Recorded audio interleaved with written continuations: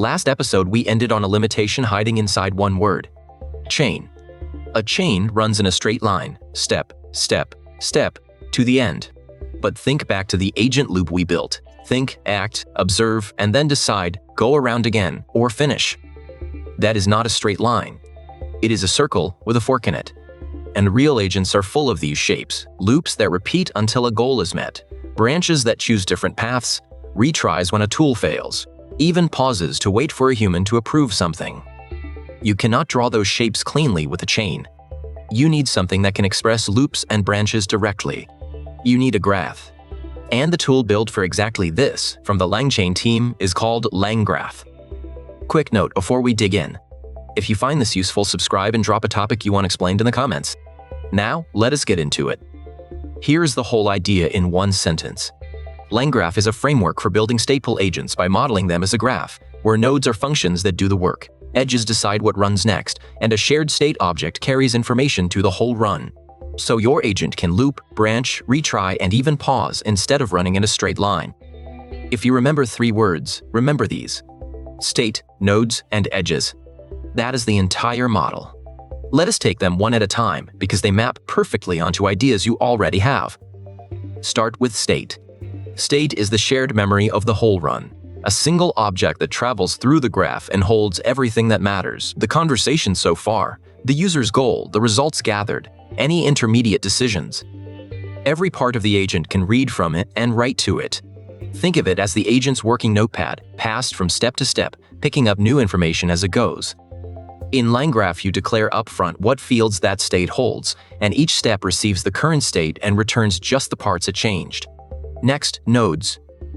Nodes are where the work happens. A node is simply a function, and each one does one job and updates the state. One node might call the language model to decide what to do. Another node might execute a tool. Another might format the final answer. Each node takes the current state in, does its piece, and hands back an updated state. If this feels familiar, it should. A node calling the model is the thought from React, and a node running a tool is the action. LangGraph just gives each beat of the loop a clean home. And then the piece that makes it powerful: edges. Edges connect the nodes and decide what runs next, and there are 2 kinds. A normal edge is a fixed arrow after node A, always go to node B. But the special one is the conditional edge. A conditional edge is a little function that looks at the current state and decides where to go next. And this is the whole secret, because a conditional edge can point back to a node you already visited. That is a loop. Picture it. The model node decides what to do, then a conditional edge asks, did the model request a tool or is it finished? If it asked for a tool, route to the tool node, then send the result back to the model node and ask again. If it is finished, route to the end. That little diamond in the graph, branch back or branch to the finish, is the agent loop from episode 19, drawn as an actual picture. The cycle we described in words is now a literal edge on a graph. This is exactly what plain chains could not do, and it is the reason LangGraph exists. Chains only go forward.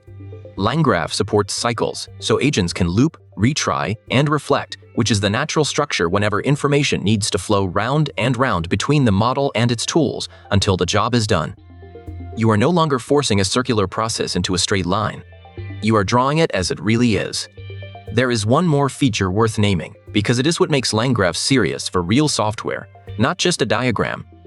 Because all the agent's information lives in that one explicit state object, you can save it. LangGraph lets you attach a checkpointer that writes the state to durable storage, a real database, at each step. The payoff is big. Your agent becomes resumable. If it crashes halfway through a long task, it can pick up exactly where it left off instead of starting over. You can pause it, wait for a human to approve a risky action, and then continue. You can even rewind to an earlier point and try a different path. Durable, inspectable state is the difference between a fragile demo and an agent you can actually run in production. So how does this land depending on who you are? As an individual, you will not usually touch LangGraph directly, but the agents you use that feel reliable, that recover from failures and ask for your okay before doing something big, are often built on exactly this kind of explicit, checkpointed graph underneath. As a startup, LangGraph hits a sweet spot when your agent grows past a simple loop into something with real branches, retries, and approval steps. The graph keeps that complexity readable and debuggable instead of a tangle of conditionals, and the durable state means you can ship it without fear of every crash losing work.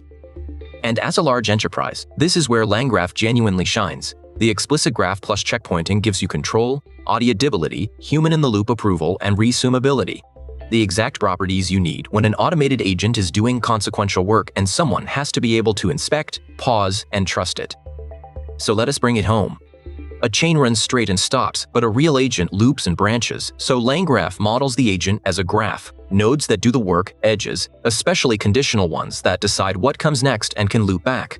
And a shared state that carries everything through and can be saved, paused, and resumed.